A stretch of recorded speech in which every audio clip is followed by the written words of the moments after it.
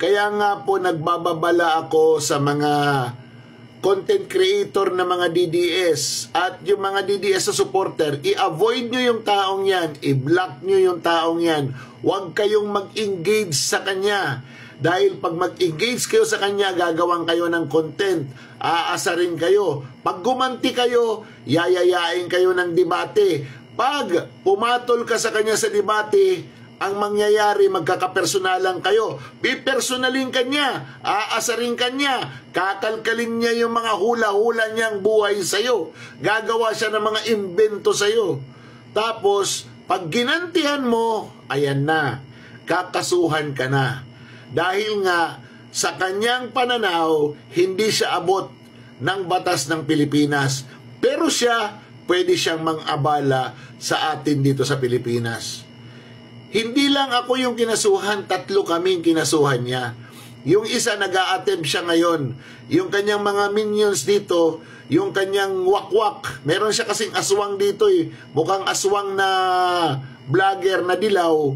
O pink. O, kasi pink naman ito talaga yung taong ito eh. Yung kanyang aswang na fixer ng mga kaso-kaso. Fixer ito ng mga kaso-kaso. Yun ang nagpapala sa kanya. Siyempre, nagpapadala naman ito ng pera para mag-research sa mga kaaway niya. O yung isang kaaway niya, nire-research. O anong pangalan, saan yung address, para mabigyan ng summons. O yung aswang na ito, na naggagaling-galingan din dito sa TikTok, sauce. Sobrang pangit nito. Sorry. Ang pangit nito, ang pangit pa ng ugali. Ang yabang pa pati. Fixer lang naman.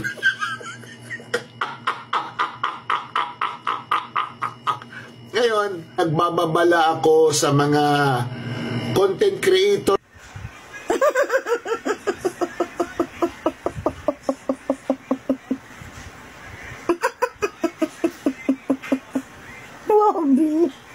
Gwapong-gwapo yan.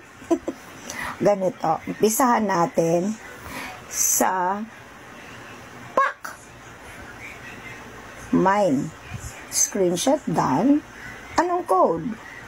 Wak-wak yan. Pangit na mukha, pangit na ugali. Galing sa pinakagwapo. Nilalang.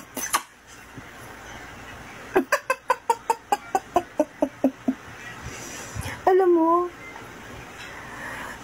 natatawa talaga ako. Kasi, ang alam ko dito, ay, pinipigilan ko yung matawa ha. Oo, kasi baka naman ma-charge pa ako na may PBA. Alam mo yung PBA, mother ako? Pseudo bulbar effect. Yung natatawa ka without justifiable reason. But then again, pinili ko na hindi mo ma-charge ng ganyan, kagaya nakikita ko sa'yo. Involuntary laughing without justifiable reason, ayun yung makikita mo ng trait na merong PBA. Pseudo vulvar affect. Oo, okay na. Okay. Wala namang natatawa din. Nagagalit, nagigigil dun sa sabihan mo akong wako. I like it, baby. Sabihan mo ako na tawag nito, ano tawag na? Pangit ang mukha, pangit na ugali. Dapat it's a tie. Oo, dapat mali naman yung ang pangalan ko, bro, at mag-aasal ang hilak ko. Mali yung B. It's wrong. So wrong. Wrong na wrong. Ganito kasi yon. Magkaliwanagan tayo. Actually, nag-usap kami ng complainant ng nakaraang araw. Di ba nagtatatawa ka pa? Di ba? Nagtatatawa ka pa eh. Ngayon, ang sabi ng complainant, hindi ka na daw papansinin. Walang bilang irrelevant. Kasi hindi naman siya puro kuda. Pero gusto kong malaman mo ngayon, na ang importansya ng cease and desist letter. Unang-una, gusto kong ipapaalala sa'yo. Wala naman talagang bearing yun. Oo. It's just a plain letter na galing sa complainant, ng possible complainant, to contain. At maipapakita niya yung effort niya na he's trying to contain the situation by sending cease and desist letter. Oo. But, anong ginawa mo? You ignored it and even make it a laughing stock, diba? So, at may gana ka magsabi that you wanna file a counter charge? Oh, come on, baby. Akala ko ba nagtapos ka ng Juris Doctor? Akala ko nagtapos ka. But then again, bakit sinasabi mo ngayon na naabala ka dahil naabala ka ni complainant, di ba? Ang akala ko may kapatid kang lawyer.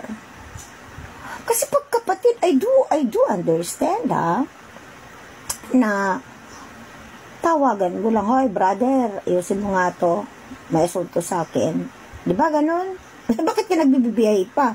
Para makausap ang mga lawyer. Di dululuyar. At ito be. Di ba nasabi mo that you're a graduate of, I don't know if you are a Bachelor of Laws graduate, kung kailan ka mag-graduate. Kasi ako, Bachelor of Law ako, pero na-commission na ako for being a Juris Doctor. O, diba? So, ikaw nagsabi ka, nag-graduate ka. Diba? So, meaning, may alam ka kahit pa paano. Ano yung cause and effect? Ano yung magiging impact ng cease and desist? At ano yung dapat mong gawin?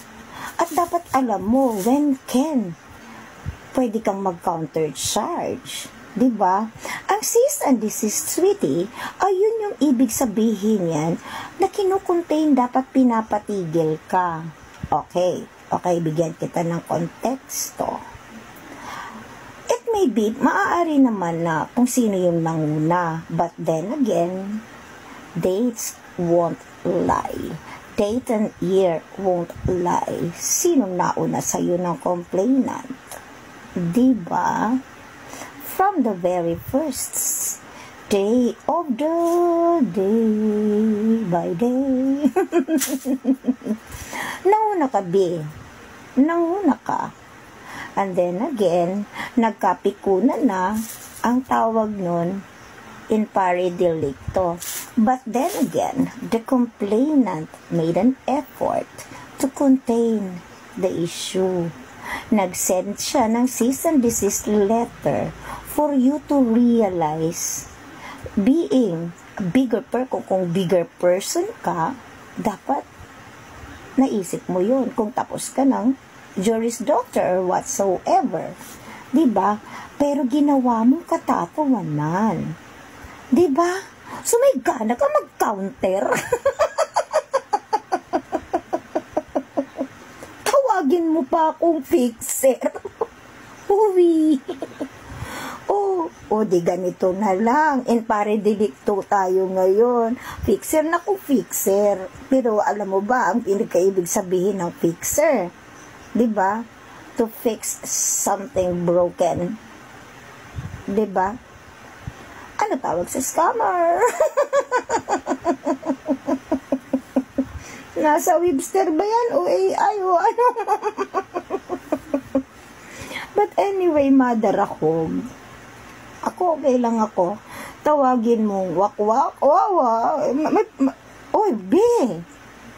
I appreciate it. Hindi biro maging wakwak. Talentado yan. Oo.